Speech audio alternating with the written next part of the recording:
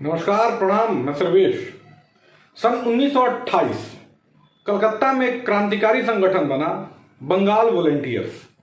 यह ठीक वही समय था जब उत्तर भारत में हिंदुस्तान रिपब्लिकन एसोसिएशन, चंद्रशेखर आजाद और सरदार भगत सिंह वाली संस्था काम कर रही थी। ठीक उसी समय बंगाल में यह संगठन फल फूल रहा था। बंगाल स्वयंसेवक की स्थापना मेजर सत्यगुप्त, एक क्रांतिकारी थे, उन्होंने की थी। लक्ष्य इन दोनों संस्थाओं का एक ही था, अंग्रेजों को उन्हीं की भाषा में उत्तर देना और भारत की स्वतंत्रता। आज हम बात करेंगे इसी संगठन से जुड़े उन 3 युवकों की जिन्हें सम्मान तो चंद्रशेखर आजाद और भगत सिंह जितना ही मिलना चाहिए था, पर मिला नहीं। सन 1830 कलकत्ता में अंग्रेज आईजी लोमैन का आतंक पसरा हुआ था।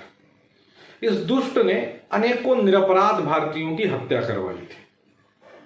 30 अगस्त सन 1930 को इसके केबिन में एक 19 वर्ष का लड़का घुसा और उसके सर में अपनी रिवॉल्वर खाली कर दी। इस युवक का नाम था विनय कृष्ण बसु। विनय बसु जो 20 साल का लड़का था, एक संभ्रांत परिवार से आता था, जिसके पिता इंजीनियर थे और जो स्वयं मेडिकल का छात्र था। एकाएक उस घटना के बाद अंग्रेज सरकार का सबसे बड़ा शत्रु और 10,000 का इनामी अपराधी बन गया। उसके दोस्तों ने उसे समझाया कि कुछ दिन के लिए रुक जाओ। अभिभावकों ने कहा कुछ दिन के लिए गायब हो जाओ, पर उसे यही तो नहीं करना था। उसे न रुकना था, न रुका, न छिपना था, न छिपा। उसने आगे की योजना बनाई और इस बार उसके साथ 2 नाम और जुड़े, बादल गुप्ता और दिनेश गुप्ता। और इस तरह यह टोली बनी विनय, बादल, दिनेश। अब की योजना थी आईजी सिंपसन को उड़ाने की।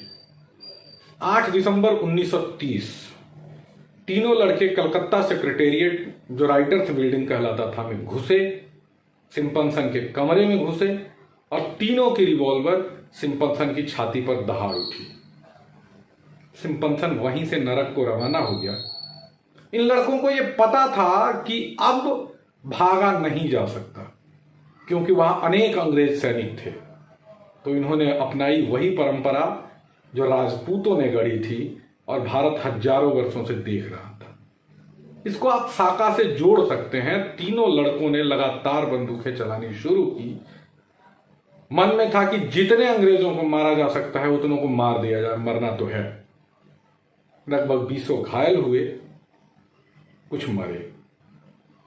अब बारी थी पकड़े जाने की, पर उन्हें पकड़ में ही तो नहीं आना था। बादल गुप्ता ने साइनाइड चाट ली और वहीं से स्वर्ग को चले।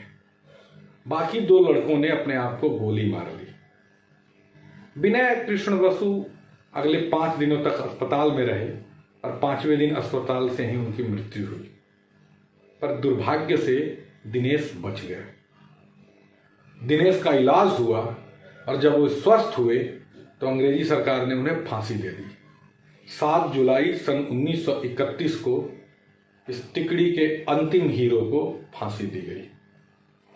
पर रुकिए, उन्हें फांसी दिए जाने के मात्र 20 दिन बाद उनके मित्र कन्हैयालाल भट्टाचार्य जी ने फांसी देने वाले जज गैरलिक को ठोक दिया। इसके बाद कन्हैयालाल भट्टाचार्य जी का क्या हुआ, इसकी जानकारी मेरे पास नहीं है। इस विषय पे बहुत ज्यादा लेख भी उपलब्ध नहीं है। बंगाल की कुछ किताबें इसके बारे में बताती होंगी, जहां तक हमारी पहुंच नहीं है। इस तरह 22 वर्ष की आयु में विनय और 19 वर्ष की आयु में बादल और दिनेश मातृभूमि के लिए अपना शीश चढ़ा गए। हमारे देश में 45 और 50 साल के बूढ़े विद्यार्थी भारत तेरे टुकड़े होंगे इंशाअल्लाह के नारे लगाते हैं। 1930 में 19 साल के बच्चे राष्ट्र के लिए कुर्बानी दे गए। आप लोगों में से ही कितने लोग इन योद्धाओं के बारे में जानते थे, मैं नहीं जानता हूं। हाँ, ये जरूर है कि आप में से बहुत कम लोग इसके बारे में जानते रहे होंगे। एक बात और, ये तीनों लड़के बंगाल के जिस हिस्से से आते थे वो बांग्लादेश है।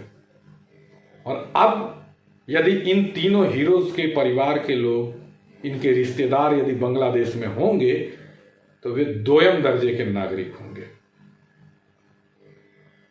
1947 के बंटवारे ने भारत के साथ यही अहित किया था। आजादी के लिए ये लोग लड़े तो थे, पर 1947 में भी इन्हें आजादी नहीं मिली। स्वतंत्रता के अमृत महोत्सव में इन तीनों योद्धाओं को नमन। आप में से कितने लोग इनको जानते थे, मैं नहीं जानता। बहुत कुछ ऐसा है जो जाना जाना चाहिए, पर हम नहीं जानते।